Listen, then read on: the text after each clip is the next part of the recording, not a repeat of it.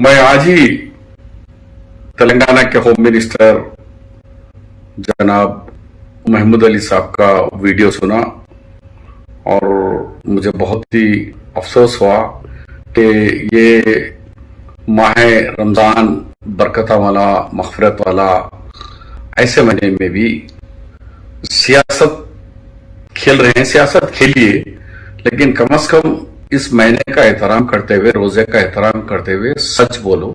अगर सच नहीं बोलने की ताकत है तो खामोश तो रहिए। आपने पहला सवाल किया रिजर्वेशन, कहा कि भाई रिजर्वेशन तो 4% रिजर्वेशन जो है हमारे केसीआर साहब के बोलने पे ये रिजर्वेशन हुआ। जब आपके केसीआर साहब बोलने पे 4% हुआ तो अब तो चीफ मिनिस्टर है, 12% क्यों नहीं हो रहा? कम शर्म की बात है। जब ये रिजर्वेशन शुरू हुआ थी, इसकी तारीख भी नहीं मालूम आपको। 1994 25 अगस्त 1994 में पहली शुरुआत हुई विजय भास्कर रेड्डी के दौर में कि मुसलमानों को रिजर्वेशन देना है नहीं देना।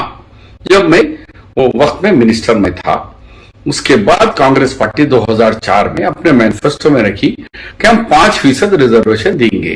अदालत की कशमकश के बाद हमने 4% 56 दिन में दे दिया और आज 20 लाख बच्चे, और इस साल खाली एमबीबीएस के अंदर आंध्र और तेलंगाना में 1073 बच्चे आज एमबीबीएस में एडमिशन मिले। तो जब आप महमूद भाई आप वो टाइम पे भैंस का दूध बिछड़ रहे थे, दूध बेच रहे थे आप, और केसीआर साहब टीडीपी में थे जब हमारा रिजर्वेशन का जब हम शुरुआत करें, वो तेलुगु देशम में थे और आप भैंस का दूध बेच रहे थे।